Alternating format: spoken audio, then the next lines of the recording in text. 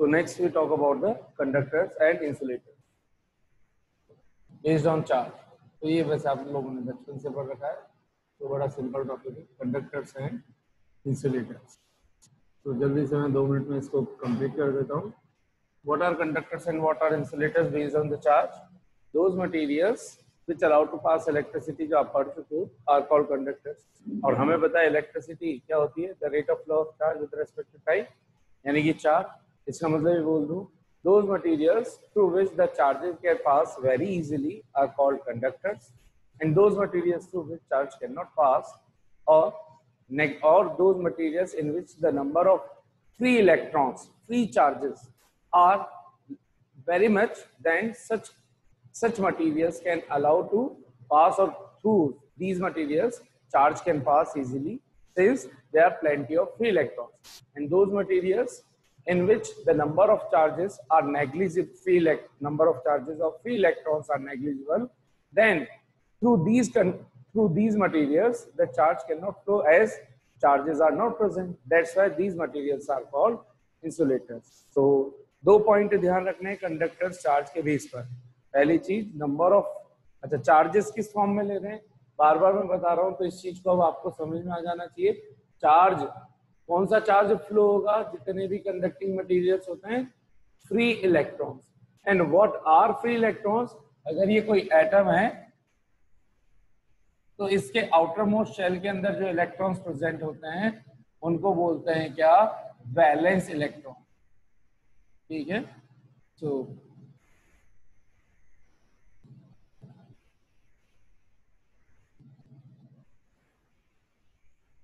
2, 8, 7 जैसे मैंने ये बना दिया और एक और बना दिया और एक आउटर मोस्ट शेल के अंदर एक और बना दिया. तो मान लीजिए 1 है, 2 है, 3 है, ऐसे जो भी है. हम ये बोल रहे हैं साहब फ्री इलेक्ट्रॉन्स सबसे पहले चीज वो होगा जिसको हल्की सी भी एनर्जी दें और वो अपने कॉन्स्टिट्यूएंट एटम का साथ छोड़ दे, बाहर आ जाए, वो कहलाएगा फ्री इलेक्ट्रॉन. जैसे अगर ये वाला ऑर्बिट नहीं हो तो इसके अंदर अभी 7 इलेक्ट्रॉन्स हैं, तो सबसे पहले तो जो आउटर मोस्ट शेल के इलेक्ट्रॉन्स बोले जाएंगे ये सब 7 के 7 कहलाएंगे वैलेंस इलेक्ट्रॉन. अब वैलेंस इलेक्ट्रॉन के अंदर से फ्री इलेक्ट्रॉन कौन होगा, वो इलेक्ट्रॉन जिसकी टेंडेंसी अपने एटम से बाहर आने की हो रखी हो. क्या, वो इलेक्ट्रॉन जिसकी टेंडेंसी बाहर आने की हो रखी हो. फॉर एग्जांपल एक क्लासरूम है, क्लासरूम के अंदर टीचर बैठा हुआ है, सारे बच्चे सबसे आगे उससे पीछे बैठे हुए. तो अब इसके अंदर मान लीजिए अगर कोई ऐसा बच्चा हो जिसकी टेंडेंसी की टीचर इधर उधर हो और मैं कैसे भी करके बाहर निकल जाऊं या कोई आ जाए और मुझे तुरंत ले जाए, अगर ऐसी टेंडेंसी हो तो वो कहलाएगा फ्री इलेक्ट्रॉन. और अगर ऐसी टेंडेंसी नहीं है तो जो आउटर मोस्ट शेल के इलेक्ट्रॉन्स है वो वैलेंस इलेक्ट्रॉन तो बोले जाएंगे. तो वैलेंस इलेक्ट्रॉन में वो उस इलेक्ट्रॉन की टेंडेंसी जिसकी बाहर आने की हो. क्लियरली अगर यहाँ पे बात करूं 2, 8, 7 ये कॉन्फ़िगरेशन हुआ क्लोरीन का. क्लोरीन कहलाता है नॉन मेटल.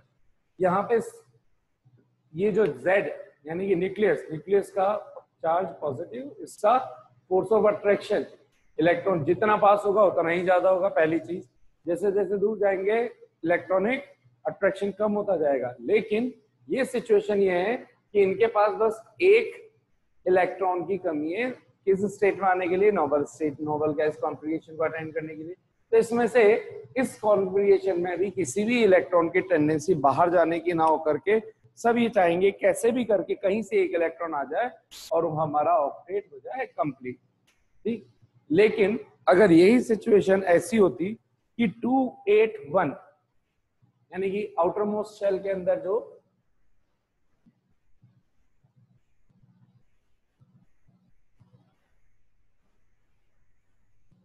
ये अगर आउटर मोस्ट शेल बनाया 2, 8 और 1, अब क्या हो गया, इससे बात करने वाला कोई भी नहीं दिख रहा, बेचारा बोर हो रहा है पीछे पीछे अकेला बैठ करके. तो इसका मन बार बार भटक रहा है, इसको भटके आ रहे हैं बार बार कि यार कैसे भी करके साली क्लास खत्म हो जाए, मैं बाहर निकल जाऊं, कोई आ जाए या टीचर इधर उधर हो जाए, मैं निकल जाऊं. तो ये वैलेंस इलेक्ट्रॉन भी है और जैसे इसको एनर्जी दी तो ये इसके एटम से बाहर आ गया. बाहर आकर के ये बन चुका है फ्री. अब ये आजाद है इधर उधर घूमने में.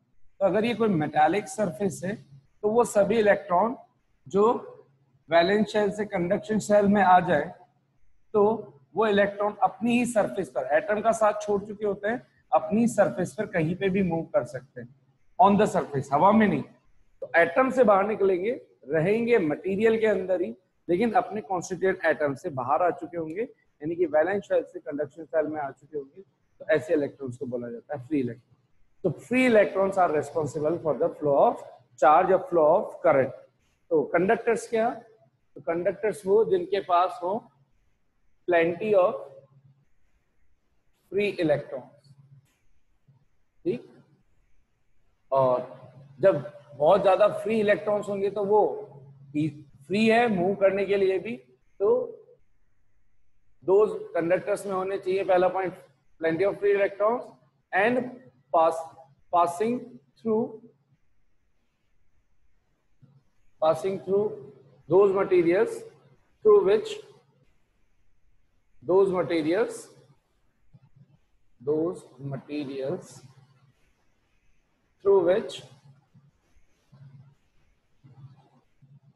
free electrons और बोले तो charge can pass very easily are called conductors. So conductors possess a lot of free electrons. इसका उल्टा हो जाएगा इंसुलेटर्स। इनके अंदर होंगे या तो कोई फ्री इलेक्ट्रॉन ही नहीं होगा, जैसे मैंने बोला क्लोरीन का एग्जांपल दिया, ये किसका एग्जांपल हो गया? सोडियम का। Na atomic number 11 281 configuration. Na की टेंडेंसी 1 इलेक्ट्रॉन लूज करने की होती है, that's why it is categorised under metals. तो मेटल्स वो जो इलेक्ट्रॉन दे। इसका मतलब अगर मैं बोलूं कि कंडक्टर्स के एग्जांपल्स क्या हो सकते हैं? So all metals like copper, aluminium, silver, iron, Na, Mg, ये भी किसके एग्जांपल्स में कंसिडर किए जाएंगे? Conductors, insulator generally. In fact human body, ठीक है, और इम्प्योर वाटर,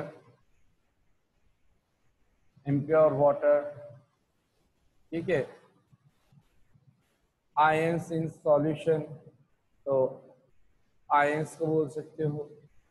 तो अगर कोई किसी सॉल्यूशन के अंदर अगर आयंस प्रेजेंट है तो वो इजीली मूव कर सकते हैं। तो चाहे वो गैसियस आयन हो, चाहे वो सॉल्युबल आयंस हो, उन सभी को। इंसुलेटर्स क्या हो जाएंगे? those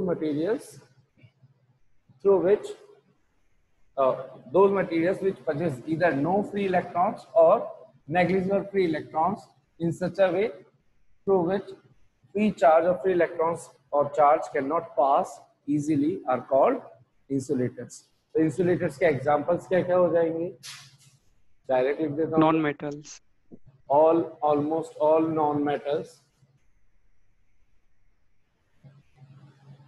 almost. क्या ऐसा कोई नॉन मेटल है जो कंडक्टर की तरह बिहेव करता है? ना भाई? Is there Graphite? Very good. So graphite is the form of carbon which is categorized under non-metal, but still it can conduct the electricity. ठीक है? So that's why I have written almost non-metals. Like क्या हो जाएगा आपका? Chlorine हो गया, जो भी आप लिखना चाहोगे न्यूट्रल फॉर्म के अंदर। आयनिक फॉर्म की बात नहीं कर रहा हूँ, आयन जो भी बन गया वो इधर आ जाएगा। कोई कहेगा O माइनस तो आयन हो गया, तो आयनिक फॉर्म में अगर कुछ भी बोलोगे तो वो इधर रखना है। ऑलमोस्ट ऑन नॉन मेटल्स, तो वो न्यूट्रल स्टेट की बात कर रहे हैं हम, है ना? Cl2 इस तरीके से, N2 एटसेट्रा, फॉस्फोरस वगैरह। अच्छा, और उसके अलावा क्या एग्जांपल होता है? Paper, dry would, plastic, rubber, etc. So all these are called non-metals, insulators or non-conductors. ठीक है? So सर डिस्टिल्ड वाटर भी हो सकता है क्या? डिस्टिल वाटर को भी आप मान सकते हो, प्योर वाटर, उसका रीजन ये होता है कि प्योर वाटर के अंदर अगर जब तक हम इसका इलेक्ट्रोलिसिस नहीं कर रहे हो तो प्योर वाटर के अंदर सभी के सभी पार्टिकल्स मॉलिक्यूल फॉर्म में प्योर H2 और इसके अंदर कोई सी भी इम्प्योरिटी नहीं है। तो जब हम इलेक्ट्रिसिटी डायरेक्टली कहीं से इसको वोल्टेज दे भी देंगे तो डायरेक्ट ये ब्रेक नहीं होंगे, लेकिन जैसे ही इसके अंदर कैल्शियम मैग्नीशियम आ गया तो यहाँ पे आयंस हो जाएंगे, तो या तो ये इनसे रिएक्ट करके H2O को ब्रेक करते हुए जाएंगे और या फिर सी के साथ ब्रेक होते हुए चले जाएंगे। तो ये इस तरीके से चलेगा। हाँ भाई, तो प्योर वाटर वाकई में, तो पहले एक फेमस क्वेश्चन हुआ करता था कि क्या गंगा जल किस में कंसिडर किया जाएगा, कंडक्टिंग मटेरियल्स में यानी कि कंडक्टर्स या एज ए इंसुलेटर। तो उसका उस टाइम पे आंसर दिया करते कि इंसुलेटर। उसका रीजन था कि गंगा जल को क्या बोला जाता था, प्योर वाटर, जिसके अंदर किसी भी तरह की इम्प्योरिटीज नहीं मानी जाती थी, उस तरीके से उसका आंसर दिया जाता था। तो मेन रीजन क्या है, प्योर वाटर जिसके अंदर किसी भी तरह की और इम्प्योरिटी ना हो जो फर्दर इसका इलेक्ट्रोलिसिस करवा करके और दूसरे कोई आयंस क्रिएट ना कर पाए, इनके H+OH आयन अलग से ना रह जाए। ठीक है, क्योंकि अगर मान लीजिए Ca ने OH H2O के साथ रिएक्ट कर दिया, Ca+2 था, इसने इलेक्ट्रिक करंट यहाँ पे दिया, H2O ब्रेक हो गया H+ और OH- के अंदर, Ca ने OH के साथ अटैक कर दिया और CaOH का होल ट्वाइस बना दिया, तो H+ अलग बच गया ना। अब ये H+ मूव करेगा, यानी कि किसी न किसी तरह के आयन फ्लो होंगे और वो कंडक्टर बन जाएगा। तो जनरली जो भी हम वाटर डेली लाइफ के अंदर काम में लेते हैं वो सभी के सभी क्या होते हैं, इम्प्योर वाटर, किसी न किसी तरह के आयंस उसके अंदर मिले हुए होते हैं। इस वजह से इन जनरल अगर सिंपली केवल वाटर लिखा हुआ है तो वो किसमें कंसिडर कर लेंगे हम, कंडक्टिंग मटेरियल्स के अंदर। तो आई होप आप लोगों को ये वाला चीज समझ में आ गई होगी। ठीक है,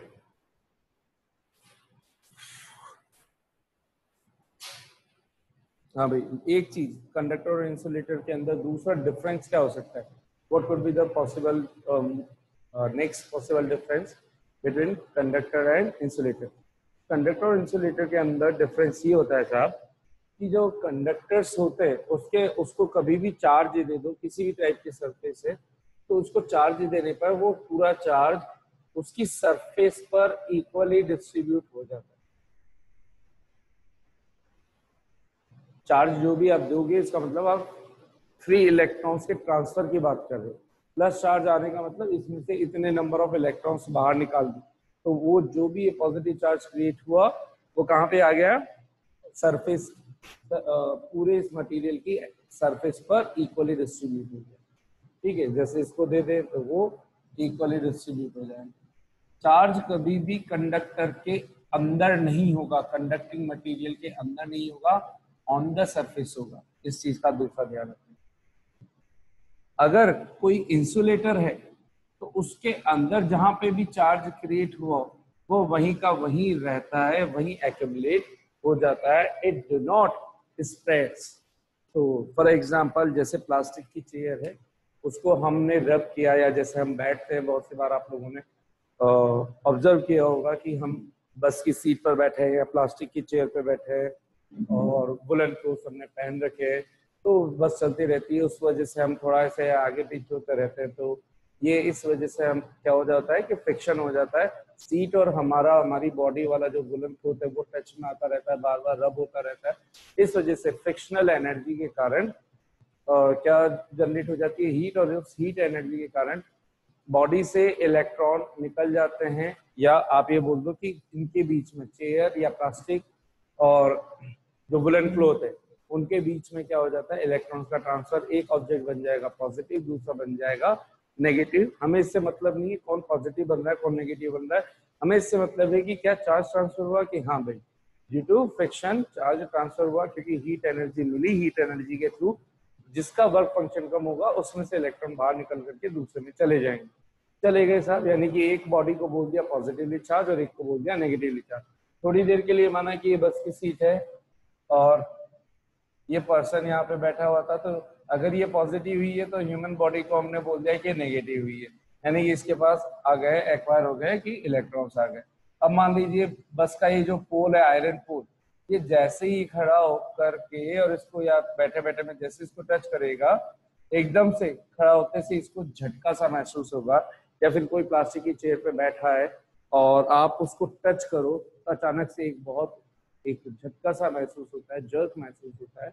We feel that kind of jerk. It is only and only because of that accumulation of charge. जो चार्ज यहाँ एक्यूमुलेट हुआ वो तो ह्यूमन बॉडी में हो गया, ह्यूमन बॉडी पर अभी फैल गया। अगर इंसुलेटर वाला कपड़ा पहन रखा है तो उसी जगह एक्यूमुलेट हो गया, लेकिन क्योंकि ह्यूमन बॉडी टच में आपके ऊपर आ चुका है एक्स्ट्रा चार्ज, वो एक्स्ट्रा चार्ज जैसे ही दूसरा जना टच करेगा उसकी बॉडी से पास हो जाएगा। तो उसकी बॉडी से पास होने से पहले वो आपकी बॉडी से पास होगा पूरा का पूरा, तो आपके अंदर क्या चलेगी, करंट चलेगी। चार्ज का फ्लो होना मतलब करंट, और आपको लगेगा झटका।